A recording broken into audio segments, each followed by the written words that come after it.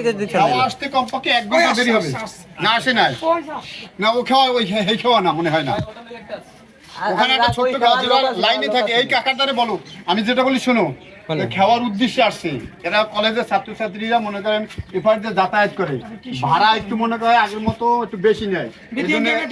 এরা মনে করো একটা সমঝোতার মধ্যে আসছে যে ভাড়াটা একটু যাতে কলেজ ছাত্রছাত্রীদের জন্য একটু কম হয়। এখন তোমরা বলো, আর খাওয়ালার আপাতত পাওয়া যাবে না, আপনি বলবেন খাওয়ালার যে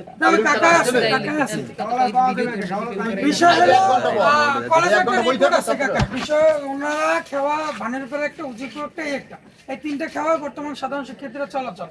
তো উজিরপুরটা হলো 5 টাকা নেয় আপ ডাউনের ছাত্রদের জন্য, আর গাড়িতে নেয় 50 টাকা না 40 টাকা দেবে।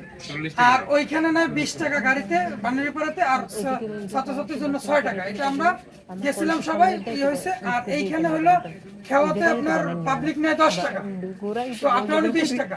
এইখানে ছাত্রদের জন্য একবার, যে কোনো একবার আপ ডাউনে একবার দিবে। হ্যাঁ, আর গাড়ি ছাত্রদের থাকলে ওরা অর্ধেক, যেমন ওনারা এখন নেয় 40 টাকা, 40 টাকা না, ওই যে আপ ডাউন 80 টাকা 40 টাকা, 40 না 50 নেই।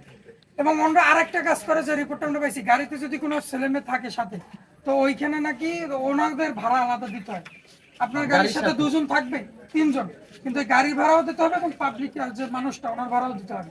তো এই কারণে আমরা আসছি যাতে এটা সমাধান আমরা দেয়। আমি সকালে কথা বলছি, রাসেল ভাই ছিল আর আলমগীর কাকা ছিল, ওনারা বলতেছে যে আমরা এরকম কিছু করি না। তো আমাদের রিপোর্ট আছে, তারপর আমরা জানাই যাব কলেজে নিব। যদি নেক্সট কোনো আসে যে রিপোর্ট আসছে, তাকে নিয়ে আমরা এটা সমাধান করব। ঠিক আছে, তোমাদের উদ্যোগটা আমি সাধুবাদ জানাই। আর আমি বলবো না, ওরা একটু তোমরা একটু অপেক্ষা করো 5 মিনিট, ওরা এলে সাক্ষাতে আমরা কথাটা বলি। ঠিক আছে? আর কোনো আর এই দোকান